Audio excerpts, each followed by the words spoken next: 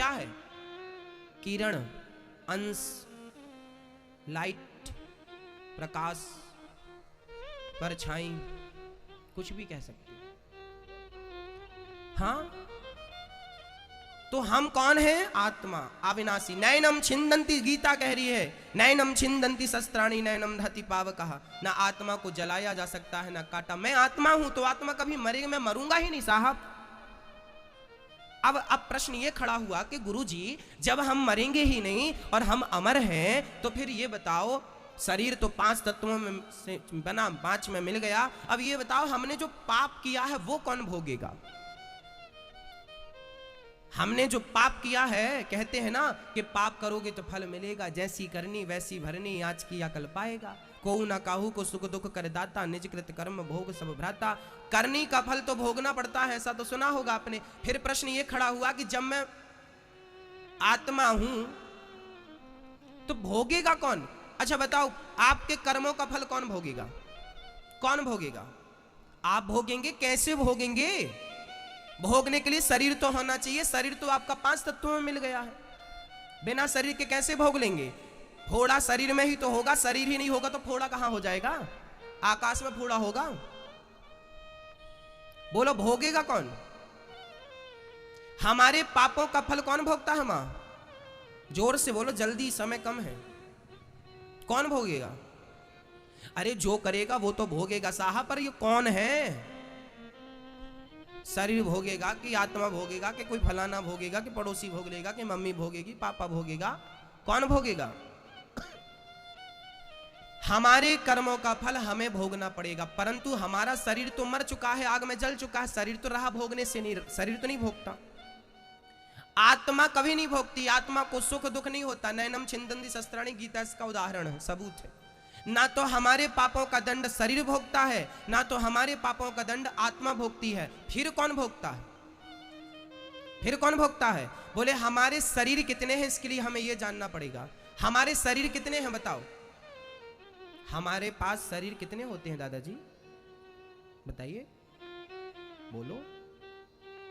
नहीं, 3 शरीर होते हैं। हम सबके पास 3 शरीर होते हैं। पहला शरीर ये, इसे बोलते हैं स्थूल शरीर। एक शरीर और जिसे बोलते हैं कारण शरीर। वो कारण शरीर चिता में समाप्त हो जाता है, इसलिए हम उसकी बात ना करें। फिर 2 शरीर बचते हैं, एक स्थूल, एक सूक्ष्म। हमारे पास एक शरीर और है, मैं अभी आपको दिखाऊंगा वो शरीर कहां छिपा बैठा। अभी मैं आपको आपकी आंखों से दिखाऊंगा उस शरीर को। एक शरीर ये बैठा है, इसको कौन सा बोलते हैं? स्थूल शरीर। एक शरीर और होता है जिसे हम सूक्ष्म शरीर बोलते हैं। क्या नाम है इसका? नाम क्या है? जोर से बोलो। स्थूल। ये शरीर चिता पे जल जाता है, ये शरीर मिट्टी से बना, मिट्टी में मिल जाता है। पर जो सूक्ष्म शरीर है वो मरता नहीं है साहब, वो मिटता नहीं है, वो सूक्ष्म शरीर। अब मैं आपको दिखाता हूं, देखो। आपने कभी सपना देखा कि नहीं? कमरे में सो रहे हैं, खिड़की बंद, दरवाजा बंद, सपना आया कि हम हरिद्वार गए, हरिद्वार में गंगा नहा रहे हैं, आज हमारा फलाना दोस्त भी मिला, बात भी कर रहे हैं, कैसे हो? रात भर हमने सपना देखा, सवेरे हम बोलते हैं कि आज हमने सपना देखा, तुम्हें देखा, तुम्हें देखा। आप बताओ, आप तो कमरे में सो रहे थे और ये हरिद्वार में गंगा कौन नहा रहा था? बोलो। एक शरीर इंदौर में सो रहा था, दूसरा शरीर हरिद्वार में। अच्छा, जो स्वप्न का शरीर था उसमें हाथ पांव थे कि नहीं आपके? जब आप सपना देखते हैं तो कभी कभी आप भागते हैं, हंसते हैं, रोते हैं, चीखते हैं, तो बताइए साहब उसमें हाथ पांव थे कि नहीं आपके? हाथ पांव, आंख, मुंह सब था कि नहीं? लो भाई, एक शरीर ये था, एक शरीर स्वप्न का जो शरीर होता है उसी को हम सूक्ष्म शरीर मानते हैं। उसे क्या मानते हैं? उसे क्या कहते हैं? ये शरीर तो यहीं जल जाता है, पर वो स्वप्न वाला शरीर कभी जलता नहीं। और वही शरीर यहां से सीधा मरने के बाद, जब हम लोग कहते हैं मर गया, जब हम यहां से आत्मा चली जाती है तो वही सूक्ष्म शरीर यहां से भगवान के पास जाता है और भगवान उसे अपने पास बिठाते हैं, पानी पिलाते हैं, भोजन कराते हैं, गले लगाते हैं, बढ़िया सी चेयर पर बिठाते हैं और भगवान कहते हैं चलो हम तुम्हें एक पिक्चर दिखाते हैं। वहां बहुत बड़ी टीवी लगी है, जैसे यहां लगी बड़ी टीवी, और उसमें भगवान क्या करते हैं, आपके पूरी जन्म से मृत्यु तक की पिक्चर मेमोरी कार्ड फंसा देते हैं और आपने जन्म से लेके आज तक जितना पुण्य और पाप किया है सब उसमें दिखता है। भगवान बाजू में बैठे बोलते, देख तुझे किस लिए भेजा, तू क्या कर रहा, देख देख तू किसी का गला दबा रहा, देख तू झूठ बोल रहा है, देख तू कपट कर रहा है, तुझे इसलिए भेजा था। अब आप शर्माते हैं, आप लज्जित होते हैं, आप रोते हैं, भगवान के पांव पकड़ते, प्रभु माफ कर दो। भगवान बोले बैठ चुपचाप, माँ बाप क्या करेंगे, पहले पूरी पिक्चर देख। जब आप पूरा पिक्चर देखते हैं तब भगवान यमराज को बुलाते हैं, चलो भाई इनका हिसाब कितना हुआ। यमराज खड़े थे पीछे, पूरा हिसाब कर रहे थे। यमराज ने कहा इनके 5 किलो पाप हुए हैं और 100 ग्राम पुण्य हुए। इनके 5 किलो, बोलो जोर से, 5 किलो पाप और 100 ग्राम। अब भगवान कहते हैं कि तेरे पाप ज्यादा है, इसलिए तुझे पहले पापों का फल भोगना पड़ेगा, और पापों का फल लेकर के तुम्हें फिर मृत्यु लोक में आना पड़ा, और फिर तुम नाली का कीड़ा बन गए, कुत्ता बन गए, चमगादड़ बन गए, बिल्ली बन गए, गधा बन गए, कुत्ता बन गए और बंदर बन गए। ये जो 84 लाख योनियां हैं, ये सब तुम्हारे कर्म दंड के लिए परमात्मा ने योनियां बनाई हैं। तुम्हें ये सब योनियां भोग करके, जब तुम सब कीड़े मकोड़े बन के, मच्छर मक्खी तुम ही बनते हो, नाली का कीड़ा तुम ही बनते हो, सुअर कुकर तुम ही बनते हो, बंदर भालू तुम ही बनते हो, शेर गधा चीता तुम ही बनते हो, चीटी चीटा तुम ही बनते हो, चमगादड़ तुम ही बनते हो, अजगर तुम ही बनते हो। और जब तुम्हारे वो 5 किलो पाप पूरे हो जाएंगे तो भगवान फिर कहेगा अब तेरे 5 किलो पाप पूरे हो गए, अब 100 ग्राम पुण्य बचा है। उस 100 ग्राम के बदले तुम्हें क्या मिलता है? बोले 100 ग्राम पुण्य के बदले तुम्हें भगवान एक मौका और देता है, मनुष्य का तन देता है। जाओ फिर से कुछ अच्छे कर्म कर लो, ताकि तुम्हें अब फिर इन गलत योनियों में ना पड़ना पड़े, फिर तुम्हें 84 का चक्कर ना काटना पड़े। ये जो तुम लोग यहाँ हम सब बैठे हैं ना मेरी माँ, हम लोग सब 100 ग्राम पुण्य लेके आए हैं। अब यहाँ आने के बाद आप क्या कर रहे हैं? फिर से पाप कर रहे हैं, फिर गलत कर रहे हैं, फिर निंदा चुगली झूठ कपट कर रहे हैं। तुम्हारे फिर 5 किलो पाप हो जाएंगे, फिर 84 का चक्कर लगाते रहना, पुनरपि जननम पुनरपि मरणम पुनरपि जननी जठरे शयनम।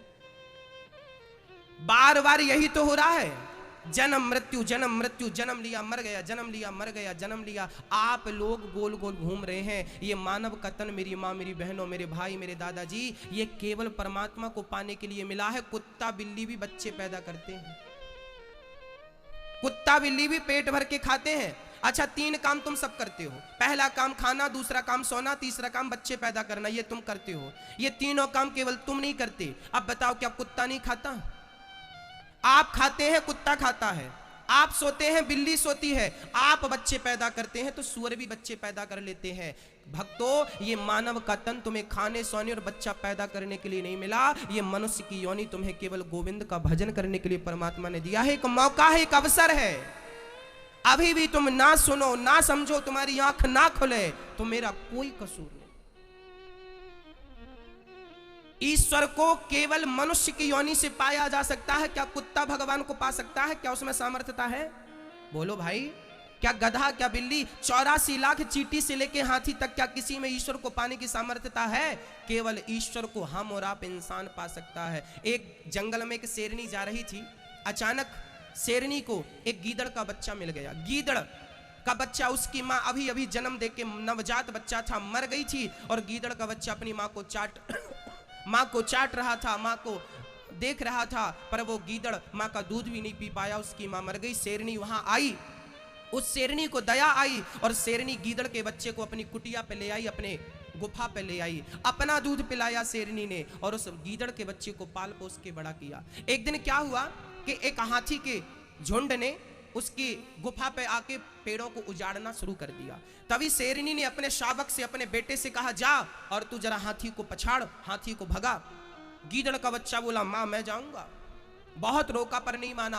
अब गीदड़ का बच्चा हाथी के सामने गया, दहाड़ने लगा, मुझसे युद्ध करो। हाथी ने उठाया, सूंड में लपेटा, घुमा के धम्म से पटक दिया, और शेर के बच्चे ने हाथी के ऊपर चढ़ करके जो अपने पंजों से उसे घायल किया, हाथी भाग गया। अब शेर का बच्चा हंस रहा था, गीदड़ रो रहा था। तभी उस गीदड़ के बच्चे ने रोते हुए अपनी माँ से कहा, शेरनी से कहा, माँ क्या मैं हाथी को हरा नहीं सकता था?